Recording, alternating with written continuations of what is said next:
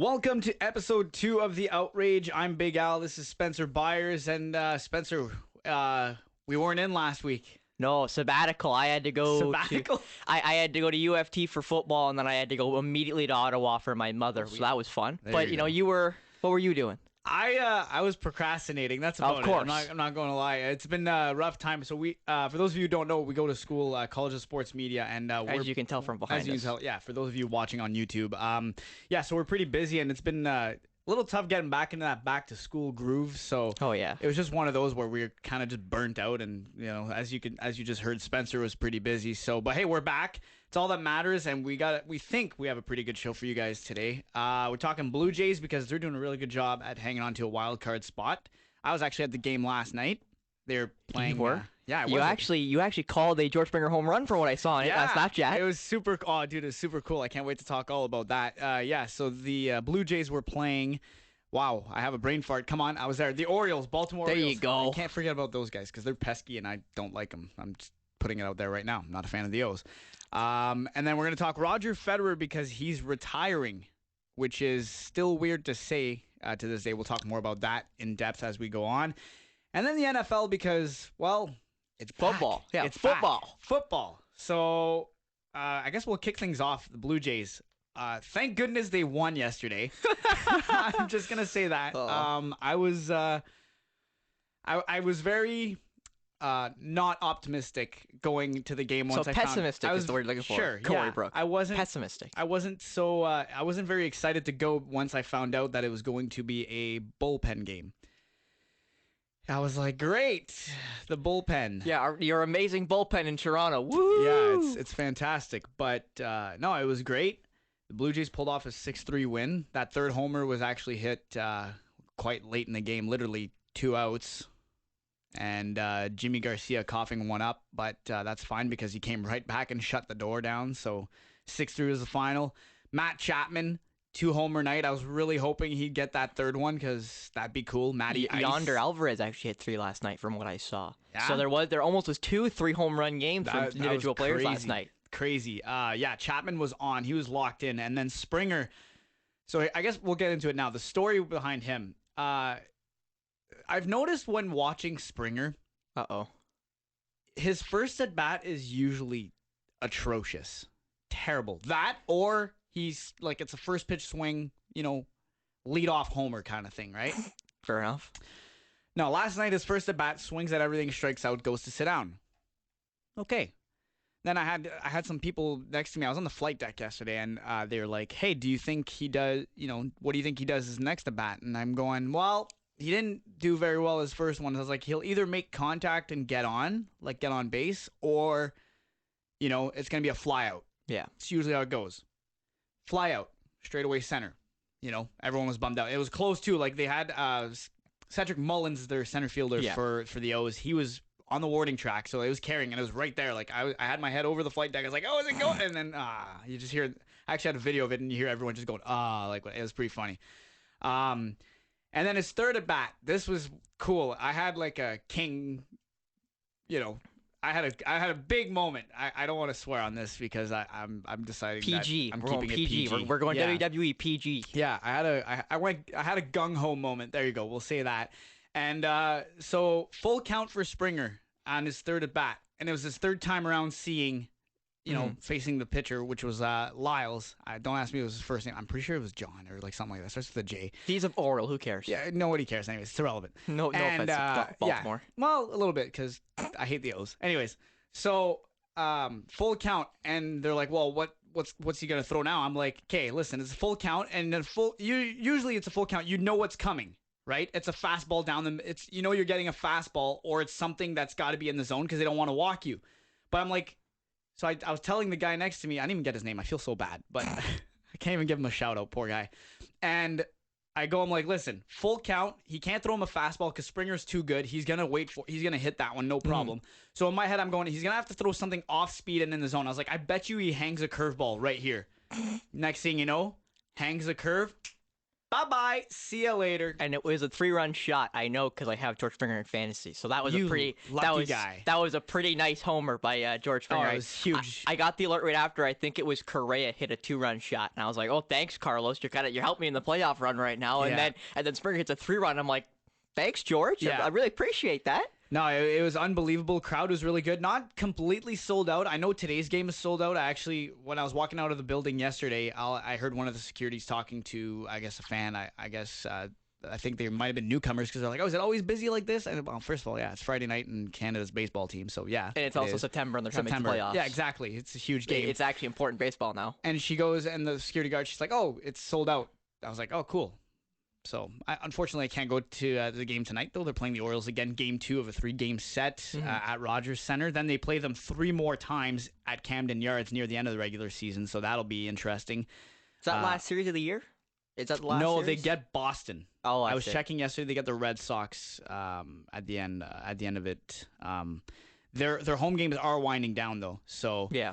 But the Jays doing a really good job. Like yesterday, checking, they were 4.5, or the Orioles were 4.5 back. Now it's add another game to it because they lost, and everyone around the Blue Jays too lost yesterday. So helping the cause, huge win for them, and man, their bullpen looked really good. I couldn't believe it. Yusei Kikuchi scared me a little bit, not going to lie. As he does with everyone, because Yusuke Kikuchi's been garbage this year. Well, yeah, the Jays were leading 1-0, and then afterwards he lets in a two-run shot, and it was 2-1, so I was like, great. So it took a bit, the game slowed down afterwards, because I remember pointing out to the guys next to me yesterday, I was like, wow, we went through 4 innings, and it's only been an hour.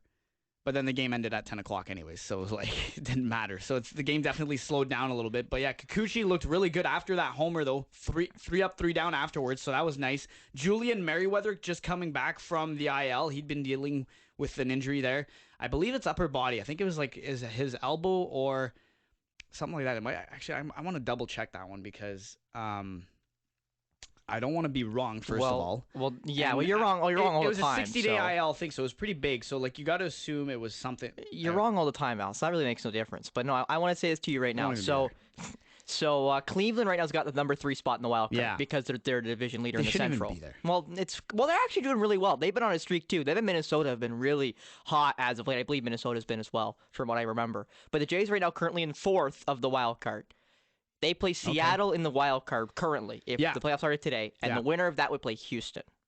I don't want Houston. Yeah, like that. That's kind of the thing. Is right now either you get the Yankees or you get the Astros in the ALDS. I want the Yankees. Well, of course you would. You're a Jays fan. You're a masochist. You want to see them get spanked by the better team, but it's okay. Oh my! I can appreciate that. I can appreciate that. But you know, it's interesting because there's not really an easy team in the wild card. Even Cleveland's been hot. Well, they're 6 in a row, 7 in a row now. Yeah, and this is the thing too. Like these guys here, like the American League, for the longest time hadn't like they've always been dominant, but now, like, it doesn't matter who's coming out of the American League. You can say, like, they're going to be trouble for whoever they get in the World Series, whether that's, it's likely going to be the Dodgers by the looks of it because they're unreal, or...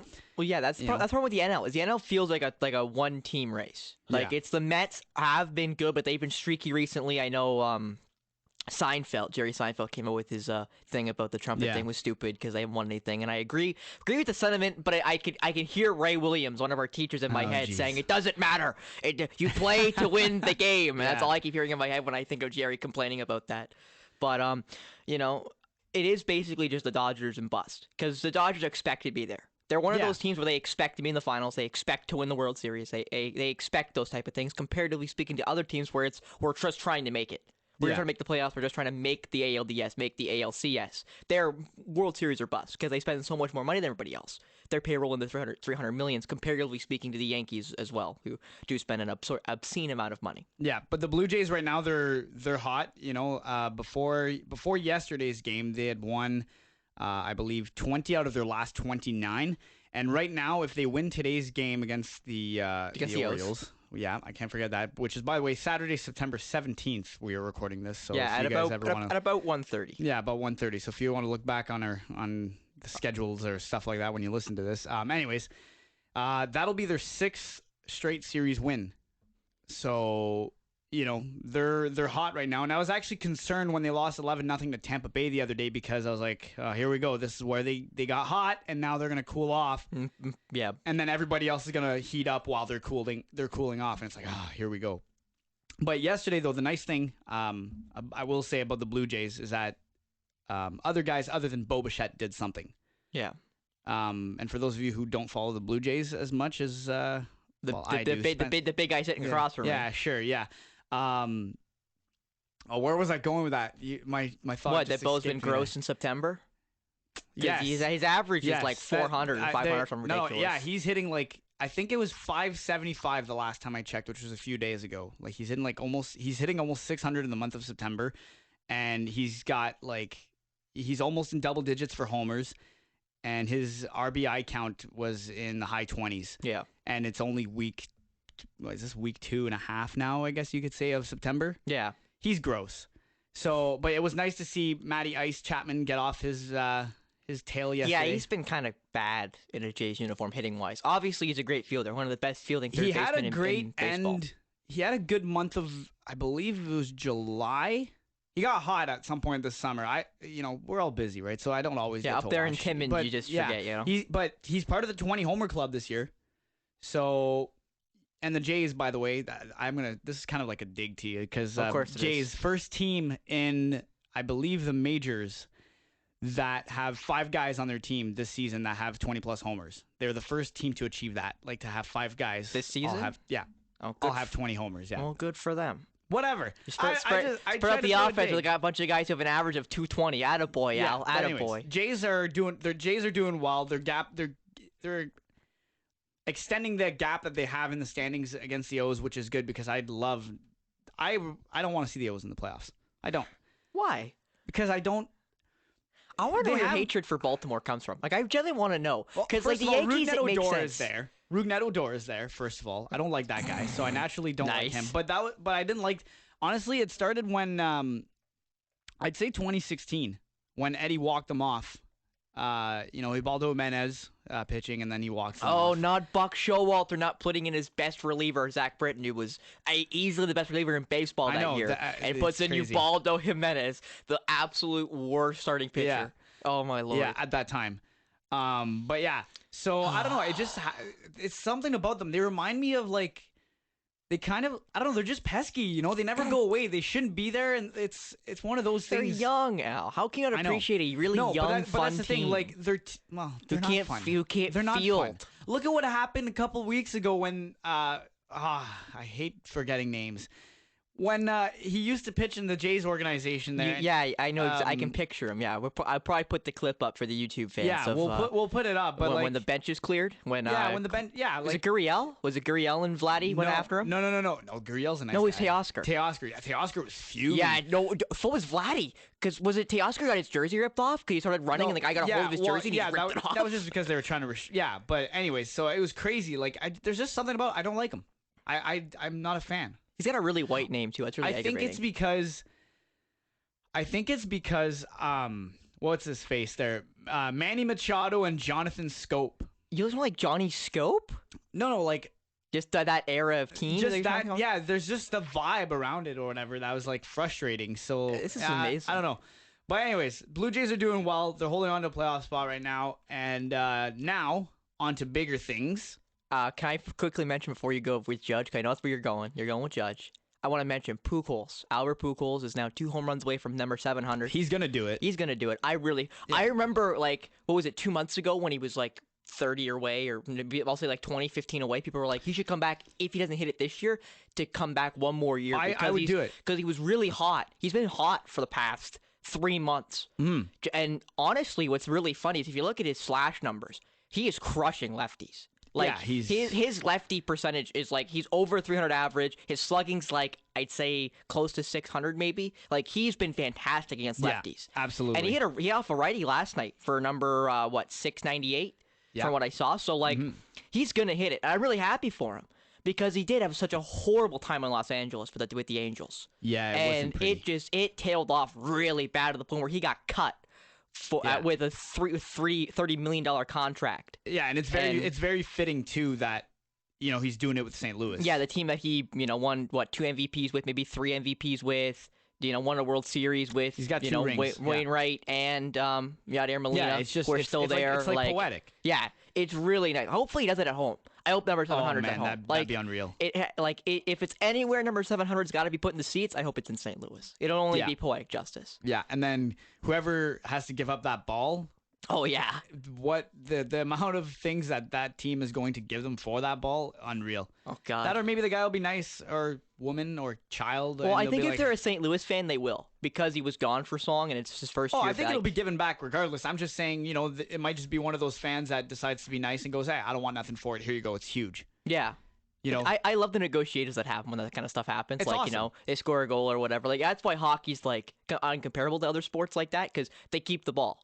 Yeah. The puck always stay on the ice, so you can just put it in the bench. It's not like baseball where if I hit my 100th home run, it's in the seats. Now we got to go beg the fan, whoever caught it, from security to be like, hey, how much stuff can we give you to be able to get that ball back? And with Brady, with that, was it 700th touchdown or something ridiculous like that, when he had to get the ball back from a fan? I'm not sure which time you're talking about. I'm not gonna lie, but it was with Tampa Bay, because the ball was in the stands. I can picture it in my head, because I think it was like Mike Evans caught the touchdown and gave it to a fan and didn't realize that it was an important touchdown. He's like, oh crap! He's like, whoops, sorry. he had to say sorry, Tom. Now on to bigger things. Well, slightly bigger things, taller things. Let's say. Yeah, there you go. Taller things. I like that better. Aaron Judge was asked a couple days ago. I hate you sometimes. Come on. I'm going to make sure I say that quick. I hate you sometimes. We're going to count this as the outrage moment right here. This is Spencer's outrage. And was asked about the possibility of going to Boston and signing with them, because he will be a free agent at the end of this season. He's going to be worth a lot of money because, well, he's hitting dingers like there's no tomorrow. He's got 57 still, I believe, on the cusp of 60. And Spencer, I want to know your thoughts. Are you shaking in your boots? Are you not worried about it? Absolutely not. Absolutely not. You're fine with it? The Red Sox are a garbage organization that have no money and don't want to pay stars. You're telling me they're going to let Mookie Betts, one of easily the best players in all of baseball, walk and trade him away for pennies on the dollar to then sign Aaron Judge to $40 million? Are you out of your mind? Are you out of your mind? They play the exact same position, completely different ways, because Betts is I want to say 6 feet tall, and I might be giving him a little too much credit. He might be a little smaller. I think you are. I want to call him 5'8", but I think I might be a little too ignorant. I don't want to, we'll go with diss him. 5'10". Yeah, there you go. 5'10", 5'11". 5'10" it for Mookie, compared to speaking to 6'7" Aaron Judge. But no, I have zero doubt the Red Sox are not going to give him a contract. They might extend one, because obviously who's not going to this offseason? Every team in baseball is going to send Aaron Judge a contract if he hits free agency, which it looks like he might. So... Oh, Mookie Betts is 5'9". He is 5'9". I thought he was going to say 5'8", because he played second base. Okay, well... I'm 5'4", I can say that. I'm a really small guy. And I was 5'5", are you? I don't care. I'm short. I'm close to your height. I might be. I don't give a crap. Height doesn't matter. This is where I Nathan Gerby's my favorite. Height doesn't measure heart. Shout out Marcus Stroman there. Anyways. Yeah, the smallest pitcher in baseball. Yeah. But Mookie Betts is 5'9", batting at 274 right now, 34 homers, so not even close to Aaron Judge. I think. But this is why I'm not. He's a foot smaller than Aaron Judge. No, he's not hitting it at 60 home runs, but he's gross. Yeah, but height doesn't matter, is what I'm trying to say here. But it does. Okay, for hitting, it does. You keep making your case as to why Judge will not go to the Red Sox. I did. While I look up Jose Altuve's numbers for a second. Okay? He's 5'6" and a half. Altuve's he's an actual gnome. And I love Jose Altuve. He's a gnome. Come on, you're making us You've seen the pictures, right, of Aaron Judge beside him. He's literally a foot smaller. He looks like his little brother. It literally looks like the 20-year-old brother's meeting his 6-year-old son. That's what it looks like. It's sad. I mean, but anyway, whatever. He's making millions, and we're sitting here trying to get a podcast and he's a fantastic baseball player. Jose Altuve is fantastic, but he's a gnome. He's 5'6". I mean, as fantastic as I want to say he is, I'm just gonna trash can that thing. He was part of it. Of course he was. Okay, so Altuve is, where's his height? 5'6". Yep. He's got 24 homers, which is 10 less than Mookie. And he's 3 inches smaller. But Altuve's batting average is better. Yeah, no duh. 289. Because he's fantastic. Jose Altuve is one of the best hitters in all of baseball. Yeah, it's pretty good. But back to the point. So you don't think I'd love to see nothing but Judge walk, because you know what? He's earned his money, first of all. Second of all, I think there's more to it, though. Like what? Like, look at the Yankees' recent playoff history, and don't even can me and trash me on the Leafs, okay, over here. Like, I don't want to hear. I don't want to hear. And the Red Sox has been better. The Red Sox have been better. When the Red Sox make the playoffs, they make it further than the first round. They actually go for it. That's recency bias. They literally went like 60 years without a World Series. But the Yankees choke. No, they don't. They've won the most World Series of any baseball team ever created. No, we're talking recent here. Recently, look at the Yankees playoff history. How recent do you want to go? I don't know, like... At least the Yankees make the playoffs. Red Sox are last in the division. So you're telling me Aaron Judge wants to go to the worst team in the AL East right now? That's what you're telling me? That's what you're telling me. Aaron Judge wants to play for the worst baseball team in the entire division. Obviously, there's a plan. There's something... A plan. Yeah, let's trade our best player for pennies on the dollar and then sign Aaron Judge 3 years later to $40 million when we're the worst team in our division by a country mile. Oh, yeah. Al, what a plan. Oh, my Lord. Well thought out. You're a Leaf... Yeah, I can tell you're a Leaf fan over here. Man, what a well thought out plan. What a well thought out plan, Al. Oh, my Lord. If not Boston, then where? New York. You still think he's... Why would he leave? Why would he leave? Because here's the thing. He could be a legend for one of the most historic teams in all of baseball. He could be put up beside players like Mickey Mantle, like Babe Ruth, like Lou Gehrig, but it's like Joe DiMaggio. He could be put on the plaque with those guys. Why wouldn't you want that? If he's due when you're already there. If he's doing it for the money, why would you leave? No, fine. But now you know you're getting paid. Why haven't they signed him yet? Why haven't they signed that extension? They're arguing on a number. Al. Aaron Judge. There shouldn't be an argument at this point. I don't care what number Judge is throwing around. You should lock him up. But they shouldn't. Why? Okay. Aaron Judge is one of the most injury-prone players in all of baseball. I love Aaron Judge. I think he's fantastic. Has Judge been hurt this year? Not this year. That's why he's hit 60 home runs. But the problem is if you sign him to an 8-year deal, like baseball contracts love to give out those 8-year, 10-year, 13-year contracts to guys who are in their late 20s. Yeah. Like Albert Pujols is 41, got signed to a 10-year deal a decade ago. That's a dumb contract. Period. That's a dumb contract. Yeah, I mean, I'm not gonna lie. I'm with you on that one in the sense of like, anything after like 8 years should be the max you offer to a player. Anything after that is ridiculous because you don't know where it's gonna go. And I mean, look at Tatis. It was in like a 13-year deal. He spent the whole first year injured and now suspended for pets. I was going to mention another guy, Rick DiPietro. Yeah, Depot. What did he get? 15 years? 15-year deal. They're still paying him. Kovalchuk got like 15, 13 years. Something ridiculous. But yeah, it was 15, but that deal was vetoed by the commissioner, and that's why Kovalchuk walked to the KHL. We forget about that. That's why he walked, is because they said no, and he's like, what the heck? I'm getting paid. I was set. I'm staying in the NHL, and you're saying no. And then he's like, well, that's the only thing I take. Blah, blah, blah. BS happened, and then he's like, screw the show. I'm going to Russia. I'm going home. And then he came back, and he wasn't the same. But then it just goes to show that 15-year contract was crap. Well, yeah, but he also got old. Like, he came back in his mid-30s, yeah. So you can't really compare the player he was then to what he was then. So Aaron Judge is staying in New York. No doubt. Okay. He can't, because, Al, the problem is if you say he leaves, what's the reason why he leaves? He's going to be playing for the most historic franchise in all of baseball. They're on a really young team with a bunch of fantastic ball players, not including they've already been first in the division basically the entire season. And way more importantly, you can't say it's money. The Yankees are one of the most, I think they're probably, except for the Cowboys in football, are the most profitable and expensive franchise in all of American sports. The reason why I say he leaves is because it'll depend on the playoffs. And we'll see how if they go for a run, fine. Then I'll change my mind. He stays. But for me, it's the playoffs. If they're first round exit, he's gone.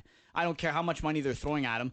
Second of all, the reason why I think he does leave is because they've had 3 conversations at least already this season, and it's gone nowhere. You got to think there's frustration building on one side, and he's going, you know what? This team here is probably ready to pay me. And the fact that he said we'll talk about that later on tells me, I'm not saying there's tampering going on, but he knows something. There's something that we don't know that he does, and that's why I'm thinking he leaves. Al, but where does he go? Because the problem I have with saying he's going to leave is, why would he go? What is the reason for him leaving? If you're saying a World Series, then who signs him? There are like 4 teams in baseball right now that could actually win a World Series, and the Yankees are one of them. But look at the Jays, for example, here. Like, look at the changes they've made in one offseason, right? And, well, actually, we'll say 2 years. Like, Springer, Chapman, Gosman, right? Now Manoah's good. Shut up. Don't even give me that Kikuchi crap, okay? Barrios has been garbage, but anyway. Barrios is turning it on, man, at the right time. He's finally finding his groove. But that's another. I don't want to talk too much baseball much longer. I was actually trying to getting ready to put a bow on it. Look at how quickly the Jays went from pretenders to contenders. Last year, they weren't really pretenders, but they weren't supposed to be good. They weren't even supposed to be there, and they ended up not making the playoffs. Thank you, New York. But now, in one offseason, they've put themselves in that conversation, and they've built a really good team on paper, because they do still suck once in a while, like, the Leafs. Sure, whatever. I'll give it to you. So I'm thinking if Judge were to sign in Boston could easily go like that. That was a snap of the fingers, by the way, for those of you, if you didn't hear. There you go. You heard it now. But they can easily turn it around in one offseason, right? You spend But they can't. They could. How? I don't know, but I know they could. It's crazy how fast the team... Just because you're smoking the hopium does not mean it's not that's possible. Not even that. It's not even that. Okay, no, but Al, you're missing one major thing the Jays had. You're missing one major thing the Jays had that the Sox don't. The Jays had really good young players. Bo Bichette, Vlad Guerrero Jr., even Biggio at that point was still seen as having potential. Teoscar Hernandez, Yuri Gurriel. The Red Sox, they don't give me that vibe of... Like, they're not the kind of team, in my opinion, that would, like, build from the ground up kind of thing. They already did. Mookie Betts, Xander Bogaerts, Rafael Devers. Those guys are from their farm system that they drafted or signed from the Central I'm talking America. now. I don't think they're trying to take that long of a rebuild this time or whatever it is. Well, then they're idiots for trading away their best player in Mookie Betts. Like, that's my problem now. The problem is, if you're saying he's going to leave to win a World Series, then he goes to one of, like, 4 teams. That's the Yankees, the Dodgers, the Astros, and then you want to say St. Louis because they're doing really well, or maybe the Padres to make them even more loaded than they already are somehow, or going to maybe the White Sox somehow. The Padres would still find a way to lose. Like, that's my problem now, is when you say, money. Well, the Yankees are one of the most profitable organizations in all of sport, not including, they also have either the highest or second highest payroll in all of baseball. If you're saying it's for legacy, the Yankees are the most legacied franchise in all of baseball. And lastly here, Al, you keep looking at the time over there, so I know you're trying to speed me up over there, big man. I'm not trying to speed you up. I'm just... Lastly, if you're trying to say it's for winning purposes, the Yankees are the most winningest franchise in baseball, and if you're trying to say recently that he's going to go to either the Dodgers, who won a World Series, the Astros, who have won a World Series, asterisk beside it, but they still won a World Series, and St. Louis, who always seems to do well when they make the playoffs. He didn't say yes, and he didn't say no. He's thinking about it. And that means he's going to listen to Boston once he hits the free agency market. And I think he knows what he's going to hear. And I think he's going to like it. Don't know what he's going to hear. I don't know what Boston's plan would be. Okay, fine. You know what, Al? That's what I'm going with. We're going to end it with this then. How much would you send for him? How many years? Oh, jeez. I'm not going to say give me a number. Say AAV. How much would you pay him per year on an average? Man. And for how many years would you give it to him? I'll even Google his age quick. I believe he's like 30. Yeah, give me late 20s for sure. Yeah, give me his age. And then I'll tell you exactly. But again, it's baseball contracts. He is 30 years young. April 26, 1992, he's just turned 30. I'd do a 6-year deal. He wouldn't even sign it. He'd laugh you out of the building. Okay. I'd say 6 years because he's 36. And if he does stay hot by that time, he could easily sign an extension before that 6-year deal is up. So I'm going to say, fine, 9-year deal. I'll give him +3. So I'll say 9-year deal. 9-year deal. For how much? AAV. AAV. Oh, man. Not trying to give you a flat number, because I don't have to do the math in your head. I know you're not good with math. I know you're bad with numbers. I'm terrible with numbers. That's why I'm like, but I'm also I'm also thinking of bigger names. Like Mike Trout's making what, 315? He's making like 300 something million. He's like 36 million a year. Yeah, okay. He's the highest paid outfielder in baseball, which deservedly so. He's the best player in baseball. I'd go near something like Mike Trout's contract. And that's disgusting, and I don't think the Yankees should sign it. I think the Yankees should let him walk. If that's the number. If the number's above $35 million, let him walk. Because he's not Mike Trout. He's not. Mike Trout is easily the best player in baseball But when he's here's my- healthy, and no one compares to him. Judge is healthier than Trout, though. Barely. And way more importantly, Judge's game is way more predicated on power. Trout, no matter what he plays, is going to be the best player in the field. He's a great fielder in center field. He's athletic, Yeah, but even Judge with the knee injuries. But Judge has that reach in the outfield. Plus, he plays right field. But he's also got the cannon to throw someone out if he has to. But Al, again, the problem is I'm not going to use WAR, even though WAR is a great stat. Yeah. Trout's a 10 WAR player consistently. Mm-hmm. Even with the stick Judge has got, he's not a consistent 10 WAR player because he doesn't play a good defensive position to get that. So that's my problem, is he's not going to be a factor if he's not hitting home runs. Yeah, if he's not hitting home runs, he's not a factor. So I'm going to say 9 years and $35 million. And if I was if I was the Yankees, I'd give him no more than 10 years, and I would give him no more than $32 million. I'd say, okay, go somewhere else. I'd be okay with that. Okay, so like, fine. Would you? So okay, it'd be 10 years, $320 million. Okay, so okay, I'd be good with that. So if we meet down the middle, let's say like 9-year deal and 33.5 AAV, would you be good with that? It would be a hard to sell for me because again, he's just not worth it for me. Okay, he just isn't. Like he's not. Because his game is such predicated, I'll say one of those niche players like Chris Davis for the Orioles was so good, and then hit that wall, that wall and just can't hit a beach ball. It was unreal. Like I remember that. I can hear Billy Beane in my head. You couldn't hit that with a boat paddle last night. Like that's what Chris Davis was for Baltimore when he went 0 for 56. Yeah, no, I know he was That's the thing is when he's such predicated on power and he is a massive strikeout merchant. When those home runs go away, what do you have? With Trout, he's got 7 in a row, seven straight games with a home run. Yeah. If he loses the power, he's still a great contact hitter. He's still got some athleticism left. He's a great fielder in center field, and God forbid he loses that and can't play center field. You can move him to a corner. Yeah. He's got that ability. Judge is already in the corner. He already is the guy playing DH because he can't field. Like, that's the thing. So you can't give him that much money, even for the player that he is and could be as it goes on. And again, he's 30. So you really don't want to give him $38 million for him to become garbage at 33. Well, we'll see. I hope I get to see you ripping your hair out of your head when he does sign somewhere else. You know what? Podcast number 2. If Aaron Judge signs for the Boston Red Sox, I want you to come up with a punishment. I can say right now, I have no doubt in my mind he does not become a Boston Red Sox. I have no idea. I'm not the kind of guy to come up with stuff like that. Well, to be determined. Currently, I'm just thinking I buy a Red Sox jersey with his name on the back. Nah, that's...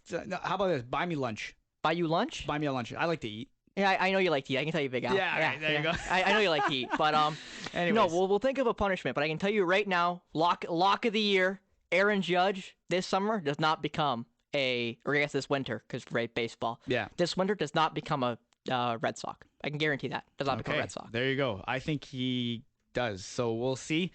Aaron Judge, as of right now, still with the New York Yankees, still dominating. So, yeah, we'll just see where it goes.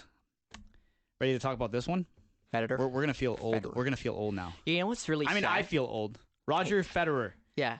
You know what's sad, Al? What? When I used to watch SportsCenter every morning when I was a child. Yes. Because I watched it every morning. A couple years ago. Well, yeah, I wish. No, I watched SportsCenter every morning at 7 o'clock from the ages of 3 till I was about 12. Yeah, I mean, every morning I watched it every morning at 7 o'clock, and I'd even watch it at 8 o'clock before I went to school. Before I left. Because who doesn't love Jay and Dan? Literally, he doesn't love Jay and Dan. Yeah. Like when they talk about Sid and Tim and Sid when they were on the score, I think of Jay and Dan in my head. Like that's the partnership I see in my head. Yeah. When you talk about Bobrovsky, that stuff. Jeez. Yeah. But no, I can remember because I still don't like tennis. I've never liked tennis. But when it was between Nadal, Novak, and Roger Federer, yeah, not including Andy Murray was also there at that time. I don't like when Andy I was Murray. a kid. Well, I didn't either, but he was still there. Yeah. And Novak kind of took over Murray's spot through the decade. Federer was my favorite player. Yeah. Oh, Federer. You cannot he was my favorite player out of those tennis guys, and then I liked Nadal. I was not a big fan of Murray and even Novak. With respect to Novak. Yeah. So we're not talking about tennis randomly here. For those of you who haven't heard, if you haven't heard it by now, do you not have social media or a phone or something? Because Roger Federer announcing that after the Laver Cup tournament, he will be, can't say hanging up the shoe. Well, he'll be putting his racket away. He'll be retiring. Basically. He'll be retiring. There you go. We'll just go straight to it. He's retiring afterwards, and this is coming a couple weeks after Serena Williams. So at the U.S. Open. Two of the game's greats are calling it a career. Serena already having done that after the U.S. Open, and now Roger Federer. Wow. Yeah, I know. It's crazy. It's surreal because it's within 2 weeks. Because like I'll be honest here, looking at the camera, and hopefully I have the camera working this time when I go to edit we'll this see. at home. We've had technical issues, by the way. We're supposed to have this streamed on YouTube at some point too. Yeah, hopefully it works. I've been battling with Premiere recently, so we'll see what I can do Yeah. tonight when I get home. But anyway, so when we talk about other sports we watch, tennis is not one of them. I'll be completely honest. I do not watch tennis. I tried to watch tennis when I was in Saga last year when we were talking a lot about tennis. I was like, okay, I'm going to try to watch it. The only time I talk a lot about tennis is when Nick Kyrgios is playing. Because he's hilarious. I love it's awesome. But we'll get into that when he gets fined again, and you and I can talk about how he's important for the sport. But anyway, so we do not watch tennis intentionally. So to talk about tennis 2 weeks in a row for us, 3 weeks total, it's really weird. So pardon our, I'll say, lack of knowledge, as Al puts that phone up closer to his ear like he's a librarian. But, anyway, just in case you couldn't see him put his phone up basically in front of his eyes like he's blind, which was hilarious. I was reading something. Yeah, badly, apparently. But anyway, whatever. No, Roger, 20-time Grand Slam champion. Yep. Age 41 now. The Laver Cup will be his last ATP event. He said he does plan to still play tennis. I'll go as far as to say I assume not competitively. Beer league. Yeah, basically. He'll play house league, beer league, semi-professional because he doesn't want the strain on his body because he's been dealing with a lot of knee injuries. His last actual event was at Wimbledon 2021, which is well over a year ago now. Yep. So this has been in the making because of all the injuries. But it'll be nice to be able to play for Team Europe, and I'll also go as far as to say probably win the Laver Cup because Europe almost always does, and only one Canadian on the team North America with Felix Auger-Aliassime on the team North America, but on Team Europe I think it's Federer, Nadal, Novak, Djokovic, as well as Andy Murray, ironically. Yeah. And then Tsitsipas, and I don't know who the other European is. I can picture him. I don't want to say because I want to say it's like Medvedev, but I know it's not a Russian. Yeah. So I can't actually think of who the other player is because it's not Alcaraz, even though it probably should be Carlos Alcaraz, who's been fantastic. He's number one unreal. in the world. Yeah, people are calling him like the next Rafa. Well, yeah, because he's 19. Yeah. And honestly, Al, I'll pin that question to you because in my roundtable, I was the host, and I pinned this question because I thought it was a really nice one. Do you think that with Roger now retiring and Alcaraz being number one at 19, is this a new era of tennis? Are we finally moving into an era where we're going to lose Nadal and Novak as the top players in the world, and we're going to see younger guys like Alcaraz? I think it is. I mean, I think the new era, it absolutely is. Honestly, like for me, I think so because I was going to make a Canadian comparison, but that didn't really last very long. Like, we're already in a new era when it comes to Canadian tennis, right? Genie Bouchard, not that great. And Milos Raonic. Ranked 334th last time I checked. Milos Raonic, where'd he go? Yeah. Fell off the face of the earth. Right now it's Denis Shapovalov, Felix Auger-Aliassime, and Bianca Andreescu, and Leila Hernandez. Leila Annie Hernandez, yeah. She's fantastic. Leila Fernandez. Yeah, Leila Annie Fernandez. Fernandez, yeah. Why did I say? I was thinking Teoscar, I guess. That's what it was. Teoscar Hernandez. Sorry, my bad. Fernandez. Too much baseball. My bad. Yes, I'm juiced on baseball lately. But I was figuratively and literally, Barry Bonds. Sure. So here's what I was looking up, though, with Federer, because the first thing that came to mind when Federer announced he was going to retire was what's going to happen with his Uniqlo deal. Because he ditched Nike back in 2018, and he signed a $300 million deal with Uniqlo to have his, that's what he'd wear during matches and stuff like that. And I'm reading this article right now, and I was trying to find it while you were talking. I couldn't find it, but I'm assuming that endorsement is going to keep going. I don't know if he'll stick with it. Probably. Probably. So that was my first thought, was like, what happens with that sponsorship and stuff like that? But I mean, at the same time too, like, he's won so many things that it doesn't really matter. But it's the same thing with Jordan brand. Like, you can just that keeps going. Yeah, exactly. Yeah, because it's the same thing with like sponsored bikes and cyclists, or sponsored rackets, I'll say, for them, or sponsored shoes for basketball players. Like, do you think LeBron's are just going to go away when he retires? Probably not. Do you think so? No, they're gonna stay. Like, they're gonna stay, and Kobe's are, I'll say, best assume, are gonna continue to be made by, I also believe, Nike. Yeah. And then Curry's definitely gonna continue his shoe brand because he's the only athlete with Under Armour, I believe, is his brand. I know it was a lengthy deal. So it'll probably still be a thing, and I mean it is Roger Federer. You can't just rip that away from him. I mean he's earned. He's because he's so popular. Everyone knows who that is. When you think of tennis, you think of one of Novak, Djokovic, Nadal, Serena. Yeah, Roger, that kind Federer, of thing. Yeah. But yeah, so when you're asking, I just realized too as I was looking that up, I got away from your question. Do I think it's a new era of tennis? Absolutely. I think this is the start, the official kickstart. I think Serena started it. Yeah. First of all, as soon as she like announced she was going to retire, that's when it was like, whoa, like tennis is changing. Maybe it was changing before that too. I mean, like, honestly, you know what it feels like to me? It feels like tennis has started changing since Novak wouldn't get vaccinated. The moment he couldn't play at the first major, like it just kind of felt like, oh, we're actually going to start losing these guys. And you're going to start seeing new faces, and new faces dominate. Yeah, right. As we talked about, Federer hasn't played in over a year. Nadal's been dealing with injuries the past year, and Novak couldn't play because of COVID. So literally, we didn't have all three anyway. Is it Emma Raducanu? Yeah. Look at her. She's 20 years old. Yeah, the English who beat Fernandez at the U.S. Open last year, I want to say. Yes. I believe it was U.S. Open. Yeah, but anyways, like, look at her too, right? Like, she's 20 years old. Like, the takeover is starting now. So, yeah, I do think it's a new era of tennis. I do think it's weird. Yeah. And now all I'm thinking of is because Federer and Nadal are pretty close.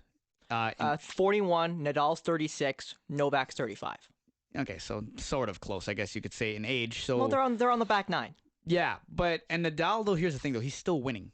Still making the same. So I think Nadal's got a couple of years left. But, like, now that Federer's retiring, now that Serena has retired, the clock's ticking now. Yeah. It's get ready for change, and I'm actually mentally preparing myself because, like, it's going to be weird. Like you mentioned before we got into it a little deeper, you'd get up every morning, Sports Center, you'd watch, and every time you turned it on, there would be some tennis on. One of the three, yeah. Some tennis on, and you'd either see Federer, Nadal, guys like that. Djokovic, Andy Murray, playing each other normally. Exactly, in the like stuff. Constantly, right? Yeah. And now it'll be new faces. So I definitely think it's weird. Yeah, man, crazy. I feel old. Like, and I'm just 22. And, like, I feel like it's been... Well, because his entire professional career has been since we've been alive, you and I. It's funny. There's times when people ask, do you like... Well, people that are younger than me, like, do you feel old, like, when you're 20? No, not really. Like, I still feel like I'm 18 or whatever. But then when stuff like this happens, I'm like, damn! Like, well, yeah, I'm like, whoa, I am old. Like, it's already been 20-something years. Like, geez. Well, no, and you also think of, like, teams, though. You think of teams you vividly remember doing things, even if they're not teams you cheer for. Like, I guarantee you, in a decade's time, there are going to be kids who talk about when Vegas allowed those 4 goals to San Jose. Well, it's still like literally, there's going to be kids bringing that stuff up, and you and I are going to be like, well, it's still weird. Look at Trevor Zegras. Yeah, look at guys like that. Who'd you grow up watching? I loved watching Austin Matthews and, like, Trevor Zegras, guys like that, and it's like, Matthews has only been in the league for 5 years. What do you mean? And it's crazy because, like, there's. Now it's at the point where, by the way, my draft year, I've missed it completely now. It's been 4 years. Okay, my draft class for that is gone. And then my draft class for the OHL, long gone. Like, wow, that was we didn't plan that, swear. Long gone. And now it's like, it's crazy to think, like, my cousin who's an 06. Oh, God. 06s are graduating high school next year. Don't remind me. Like, what the actual, like, what the F? Like, like, it's crazy. So, I don't know. Yeah, Roger Federer, man, he's going to be missed a lot. He's not dead. But the game is going to miss him. I know I'm going to miss him because there's a lot of, like, his match. He's had some legendary matches and legendary moments, and definitely going to be weird not watching tennis and not seeing him out there. Spencer, you've been waiting, let's see, almost an hour now. Let's talk about football. The NFL, it's back. Finally kicked off. We didn't get to talk about it because we had stuff to do last week, but we're already into week 2. Spencer, you're more of a football guy than I am, so I'm going to give you the mic. And just what are your thoughts so far on this season? Because there has been some upsets. A lot of upsets. Like, we have a survivor pool here at CSM. Oh geez, yeah. And we have 14. We have 4 out of, like, there's like 21. There's about 80 of us in the school. For about 40 per class. There's 2 groups of about 20. So there's about 40 per class. We have two class years, so it's about 80 kids. Say even like 60 or 50 signed up. We have 14 left in the survivor pool. And it's $10 buy-in. First place gets like 75%. Second place gets 10. Third place gets 5 or whatever. And you don't win if you get a tie. Yeah. If I'm not in it because I'm not. No, that happened with the Colts and the Texans. The Colts and Texans tied week 1, 2020. And people who picked the Colts didn't go through because it wasn't a win. So if you picked either, you're out. Yep. And the Niners lost, who I picked, in the absolute torrential downpour at Soldier Field, in that gross, disgusting field that Soldier Field is.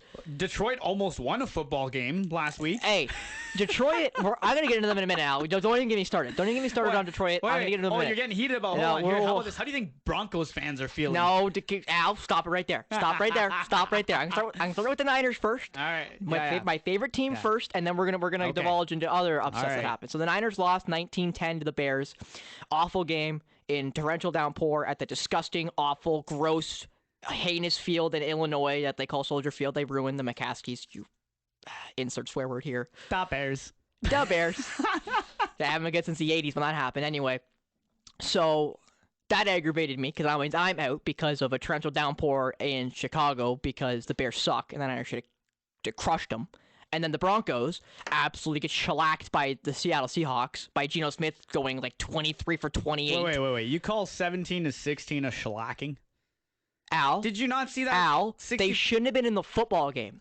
Geno Smith went 23 for 28. But it's not a shellacking. And he's a bum. Though. It's 17-16. Al, their team is garbage. All right. When you take a bad team who beats a good team, it's a shellacking. Okay, fine. Period. Since we're on the topic of garbage. The Leafs. No. Come on, man. We're talking football. No. What do you think of that field goal attempt? You mean the 64-yarder? No. 65. Pardon me. Pardon me, Hackett. Pardon me, you absolute genius. Like, they didn't even call it. Do you know how long they waited to call a timeout? The entire just to send play clock. They had the entire play clock. They had I think they had at least a minute 10 left. Al, some days I hate you. Some days, because come on. I'm just talking. No, because here's the thing. Like, I'm not a huge football guy. I'm getting more and more into it, especially this year, because I don't know. I'm starting to like it a little bit more. I don't know why. I'm a Bills guy. Just of course saying. you are. I like the Bills. Josh Allen. Absolute bandwagon. What I am. I'm not. I hands down that is my bandwagon team for sure. But I mean, it's also because I don't know. They just seem like crazy, passionate about. I like it. They got a good thing going over there. But anyways. I want to know. I have my take on that field goal. What's I'm seething. I'm seething because I'm a football fan, truly a football fan. I don't watch a whole lot of games anymore because as you can tell by right now, I'm trying not to break anything because I get very aggravated at football. Spencer could easily be like a coach or like an analyst or something within football. I would love to be a coach. You should hear him talk strategy. It's actually unbelievable, the stuff he knows. I would love to be a coach in football. Probably a position coach, maybe a coordinator. I would never want to be a head coach. Too much responsibility and don't want to deal with all those guys. But anyway. Yeah, thoughts on the Broncos and Seahawks or that last play? It aggravates me. It really upsets me. Because I saw the clip from the Peyton cast, the Manning cast, I guess is what I should call it. That was hilarious. Yeah, when Peyton's screaming timeout, call a timeout. Yeah, with literally when the play clock starts, he's like timeout. What are they doing? Are they gonna run a play? And then they chewed the entire clock. So I'll explain the situation. I'll probably play the clip of the Mannings, of Peyton especially. But so there's about a minute left, about 54 seconds. They get a completion. They're at about the 38 maybe. They're just inside the Seattle zone. And they get the ball spotted, and they have a 30-second play clock to snap the ball. And instead of taking a timeout immediately, they get set at the line. But they don't snap the ball. And they chew 30 seconds of the 54 seconds they had on the game clock, on the scoreboard. Yeah. And then take a timeout. So... only to go on and miss a huge 65-yard field goal. Which would have broke the record for longest kick ever made. Which, by the way, 4 and 5. I'm not sure if you mentioned it. It was 4 and 5 when fourth and fifth. Yeah, 4 and 5th. Yeah, and it kind of makes you go, hey, it's 5 yards. All you need is a little toss. You get your first down. You got 2 timeouts left after the one you just used. Get in field goal range. Hello. 65 yards, I'm sorry, that's not field goal range. And, I mean, it would have been great if you would have made it. Then, yeah, you look like a genius. But at the same time... But no, you don't. What are you paying Russell Wilson $200 million for if you're not going to throw the ball in that situation?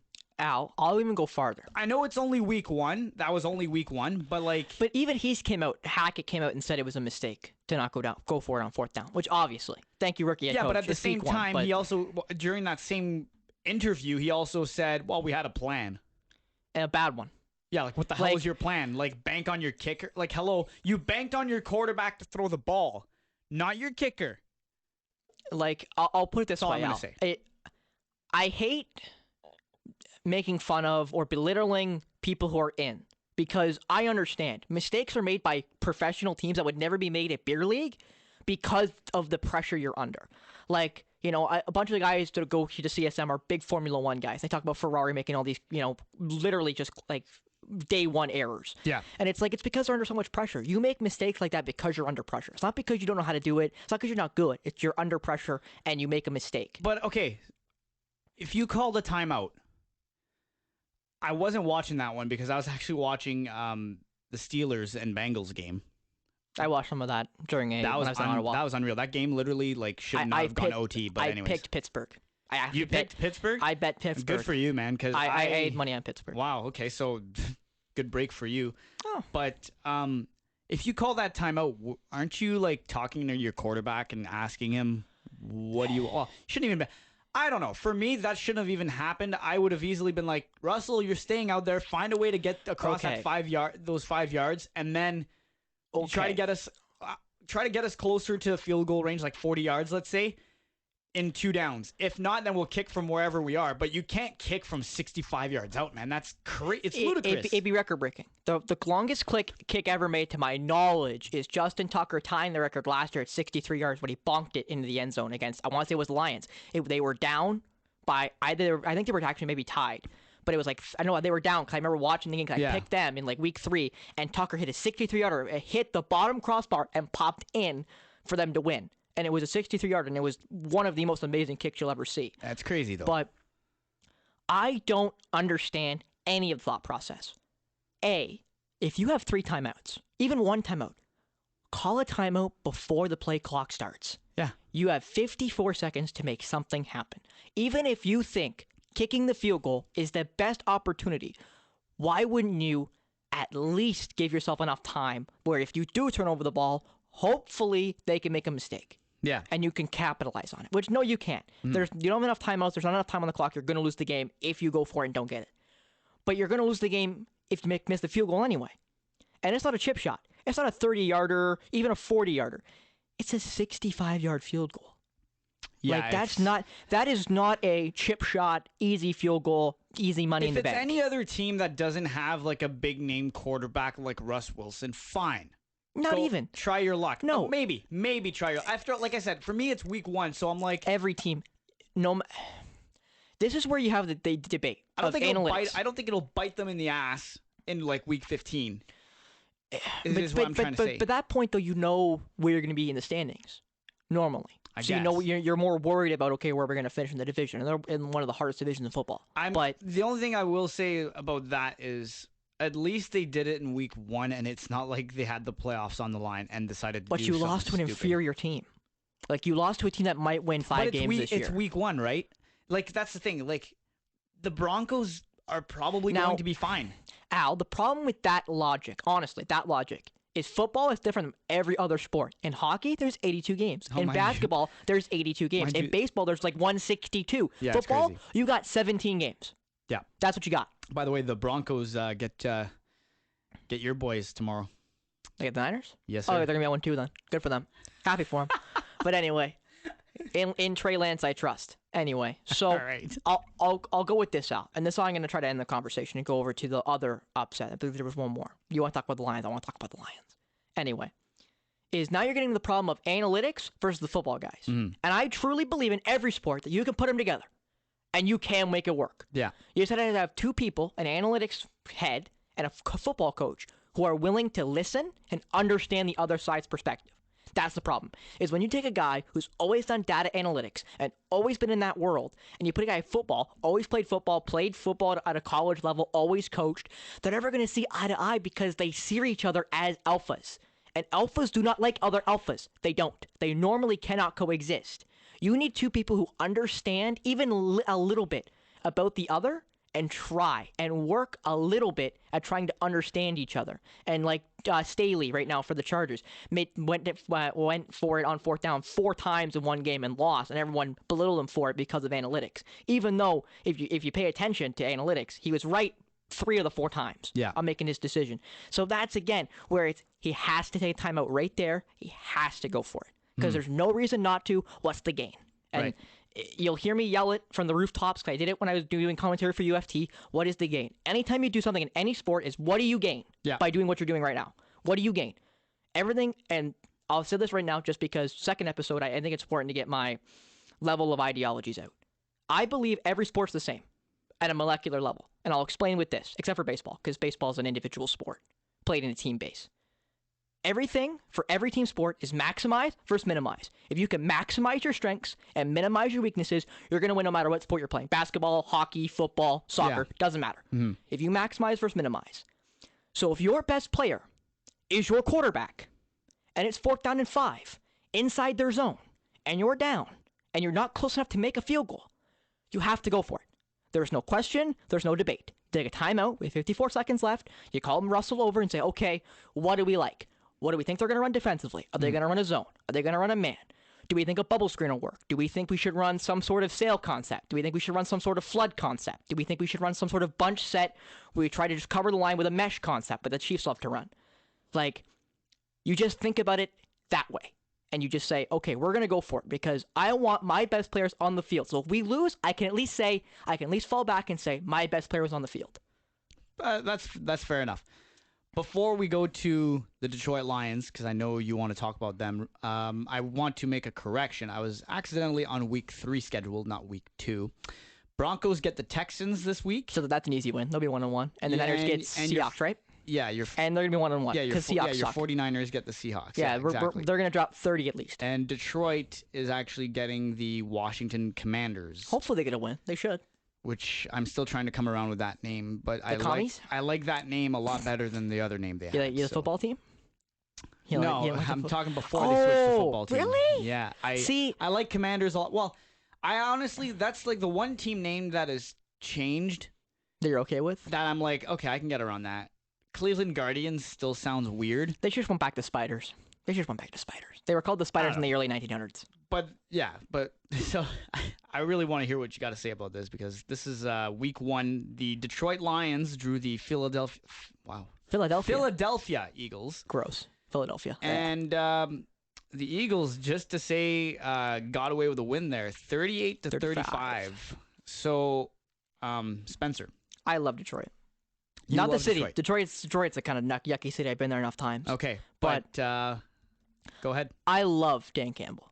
I think any football fan loves Dan Campbell because he's kind of a meathead, some of the things he says, but you can tell by his mannerisms and the way he talks and the way he acts that he loves the game of football more than almost any other person alive loves the game of football. And, last year he cried at a press conference because they had lost a game close. And they played everybody close last year. Like, they played the Ravens, who were either close to making the playoffs or made the playoffs as a wild card. I can't really remember. I can't tell you. Sorry. Like, they played them to a 33 or 63-yard field goal that Tucker just made. Like, bounced it in, just made. Or might have been 64-yarder off the top of my head. But anyway, Tucker bounced in a field goal to win it. Yeah. Down by 2. And it was a lucky field goal. Like, they played everybody close. Every good team, they played real close, right down to the wire. They did again last week, as you said, 38-35 to the Eagles, who are probably going to make the playoffs this year, with the Cowboys being garbage and their division being awful. Ugh. Anyway. Well, especially now, too, Prescott's out for the 6 to 8 weeks. Yeah, he's on PUP, I believe. Right? So, but anyway, so I love Detroit, and I said before week 1 even started, they're going to play everybody close again. I don't think they're going to make the playoffs. I don't think they're going to be a good football team, but they're going to play everybody close, and I love that. How many games do you think Detroit wins this season? Without looking at their schedule, I'd say they win probably 4 or 5.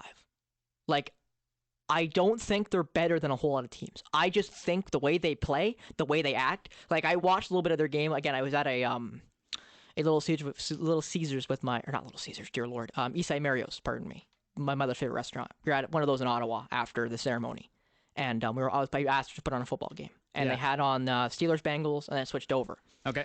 I watched.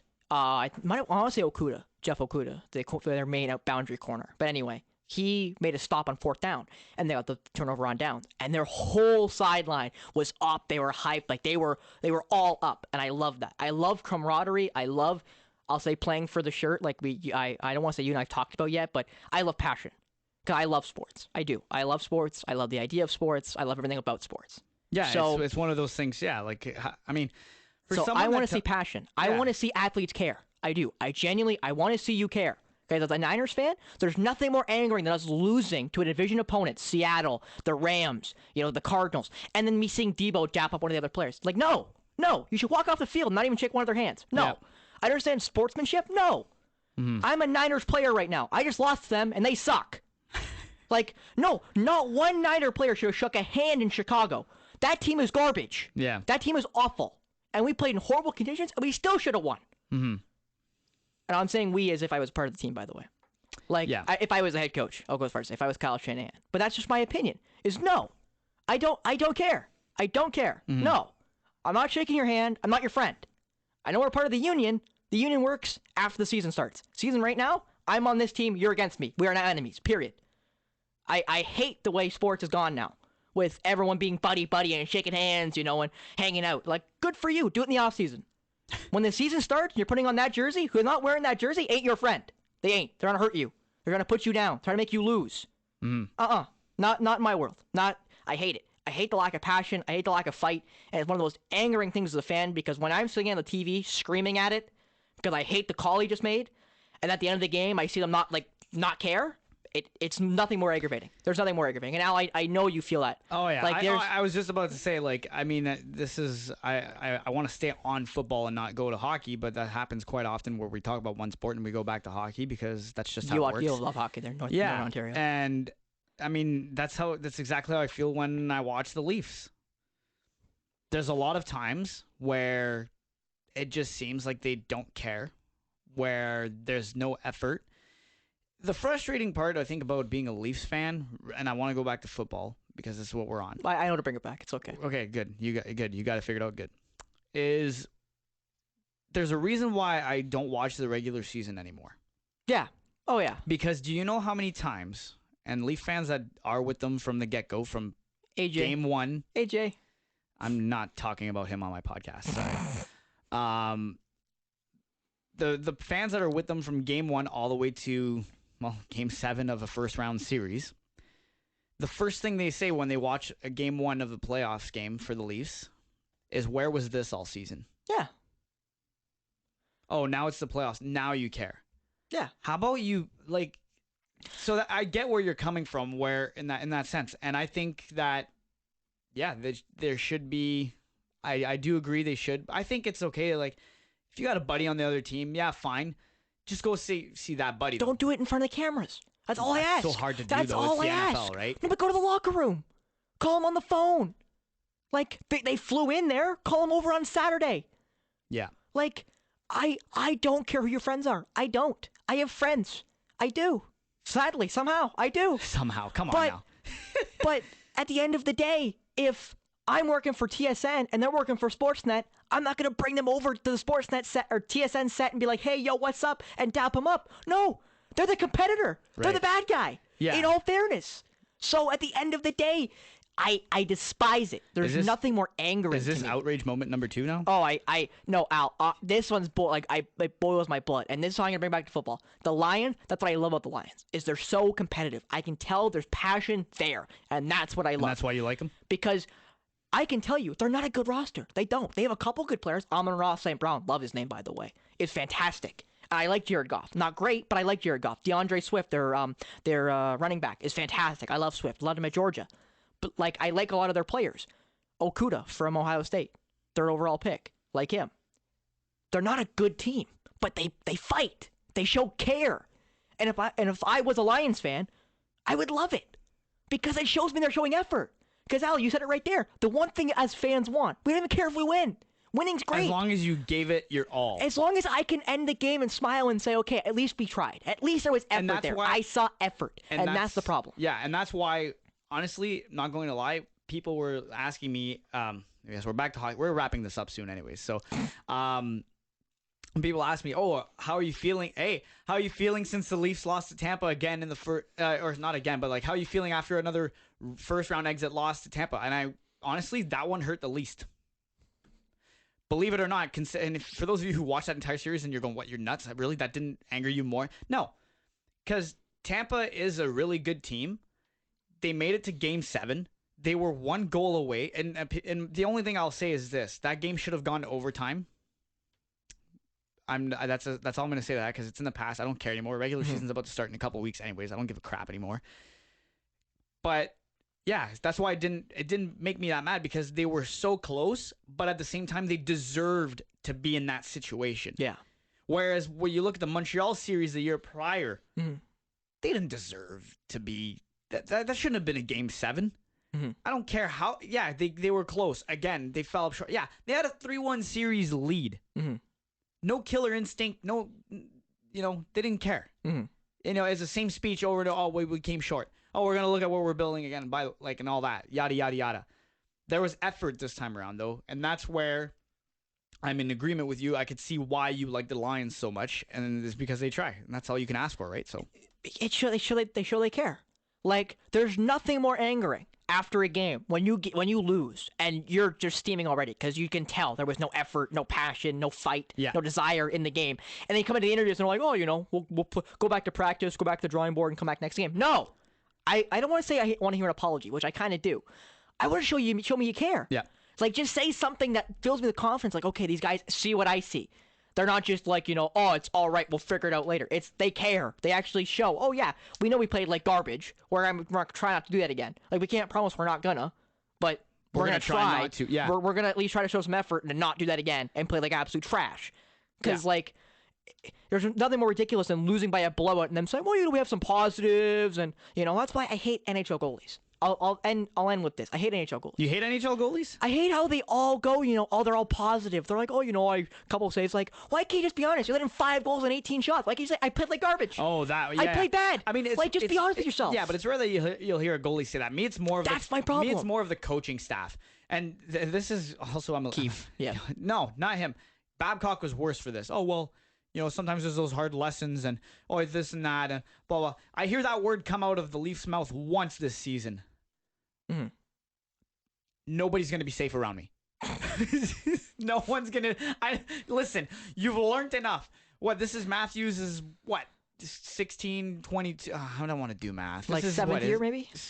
Okay, so I'm not far off. Okay, I was going to say that, but anyway, something like that. And he's still learning. Oh, well, it's another lesson. Yeah, you're getting paid $11 million. So you're not learning anymore. Just another lesson. No. This is... enough learning. And that's what I mean, though, is when you're paid that much money... there's no excuses anymore. There just isn't. It doesn't matter how young or old you are. There's just no more excuses. So, to wrap up football and to wrap this show up, a lot of games.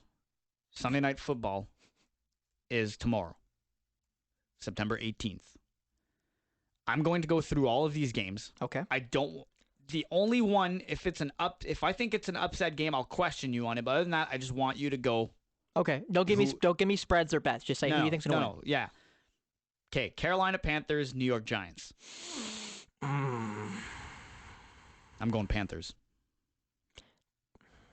I am too. Okay. I don't want to, but I have to. Okay. Sorry, I'm already laughing because the Jets suck. New York other team. All right, so the Browns will beat the Jets. Oh, yeah, they're going to crush them. It's not going to be close. Oh, dear Lord. Right. Mike White. Yeah. Pittsburgh Steelers, New England Patriots. I've seen the Patriots are favored in this game. And I'm kind of looking at it like, I don't know. Actually, never mind. I'm taking the Pats. Really? You're going with the Pats? TJ Watt's hurt. I'm going Steelers because they took care of the Bengals. Yeah, but their offense was garbage and their best defensive players hurt. So I mean, it's going to be a garbage game to watch in general, I think. I'm okay, fine. So you're going Pats, I'm going Steelers. Okay. This should be an interesting one. Miami Dolphins, Baltimore Ravens. Because Tua had a good first week. Give me the Dolphins. You're gonna go Dolphins? Yeah, give me Dolphins. Just to make it interesting. I'm going with Lamar here. I'm gonna go Baltimore. Of course you are. Here's another one. Jacksonville Jaguars and the Indianapolis Colts. Give me the Colts. I like the Jags. I bet them last week too. And they had a lead late too, but no, I can't give me the Colts. They should win. They should easily crush. The Jags. Honestly, I'm not sure where I'm leaning towards, so I'll just go Colts because you picked Colts and you know what you're talking about. So this one would have been fun to watch if Drew Brees was still in the league. Bucks against the Saints. Give me the Bucks. Yeah, I think the Saints are kind of jokes. No offense to famous Jameis Winston. Alrighty, I'm going Bucks because I'm a Tom Brady fan. I'm a Tom Brady fan. I am too, as much as I'm a Niners fan. Okay, Washington Commanders and Lions. Commies? I really want to pick the Lions. I really want to pick the Lions. Yeah? I really want to pick the Lions. You know what? I'm going to do it. I'm going to pick the Lions. Even though I actually think the Commies have a really good chance of winning, I want to pick the Lions, so I'm picking the Lions. I'm going to go Washington. I don't think it's Detroit's time to win a game yet. Niners and Seahawks. We already know who you're going with. Yeah, Niners. I'm going Niners too. Seahawks suck. Yeah. Falcons, Rams. Rams. Pretty easy. Yeah. This is where we can talk about it if you want a little bit, or we can just go by Cardinals and Raiders. Oh, gross. I'm going Cards. Really? I think the Cards will upset. Give me Oakland. Or not Oakland. Vegas. Yeah. Wish they were in Oakland. Every time I hear a lot of the Chargers, I keep thinking San Diego. It's weird, eh? I literally wrote San Diego, and I was like, whoop, now they're in Los Angeles. I have yet to screw up the name changes yet, but I'm sure it'll happen at some point when you catch me off guard. Okay, so yeah, not much of a debate as I thought it would trigger because we had a good talk with my group last week when I said Cards, but everyone in my group agreed that they do believe the Cards will pull off the upset against They will not. The Raiders. They will not. Yeah, well, good try. Let's not forget, the Raiders still have Derek Carr, so he's not a Devontae joke. Adams. Yeah, who's that's gross. Yeah. Texans and Broncos. Broncos crush them. Okay. Not even close. Bengals and Cowboys. Bengals. Cowboys are garbage. I'd say Cowboys if Prescott was in the lineup. No, their offensive line was garbage last week. They were awful. They were absolute hot garbage before he got hurt. So Bears and Green Bay Packers. Packers kill them. Yeah? Yeah, no doubt. Yeah, I mean, Aaron Rodgers. They needed a torrential downpour at home to be able to beat the Niners. Though, the Vikings pulled off the upset last week against the Packers, though. Yeah, they got you want to talk about it? We were talking schlackings at the beginning of the segment. I got to look it up just to make sure I'm right. Well, I am right. They did lose, but where? Come on, help it's kind of sad. We're talking really a lot about football. We talked a lot about baseball too. It's kind of sad. Yeah, 23-7. They lost to the Vikings. No, that's because of a young wide receiving core. They have a lot of problems. Okay, so you're still going with Packers? I have to. Yeah, the Bears suck. Bears suck. And this should be the Monday Nighter? Yeah, the Monday night. This will be a good one. Titans and Bills. Oh, Lord. I have to pick the Bills, but I really like the Titans. That one's going to be a grudge match. That'll be a close one. I really like the Titans, but I have to pick the Bills because they're probably one of the top 4 teams in football currently. This one should be good, too, now considering the upset last week against Green Bay. Minnesota Vikings and the Eagles. Minnesota Vikings and the Eagles? Yep. Oh, Lord. I'm going Minnesota. Give me Minnesota. I was gonna say Mini, but I'm going Eagles. And you and I have to tally this after. I'll make sure when I edit this, I'll go through. Yeah, and we tally gotta keep track. We'll keep track so when the next time we come on. And then Chargers. Obviously, they lost to the Chiefs, 27-24. That one was actually a pretty good watch. If you didn't watch it, I actually watched it myself. Attaboy, Al. It was fun. Attaboy. It's fun. You gotta expand your horizons. Yeah, a little bit. But yeah, okay. So there you go. That's that for our football segment. Now, the important stuff. Uh-oh. Our social media handles. We finally got our stuff out. So you got YouTube channel. You'll have to. Yeah, I'll put that together. Yeah. Our Instagram. You want to follow us on Instagram? You can. That's outrage the. Literally that whole word. Outrage the. Couldn't get the outrage because someone else took it. Bastard. Unoriginal. I know, eh? Yeah, well. Anyways, and then you can also find us on Twitter at the outrage with a 6 at the end. Attaboy, Al. So the _ outrage, capital T on the and capital O on outrage, and then finish it up with 6. And our logo is right there. It's like nice, big and red. You can't miss it. Go shoot us a follow. We keep it updated enough.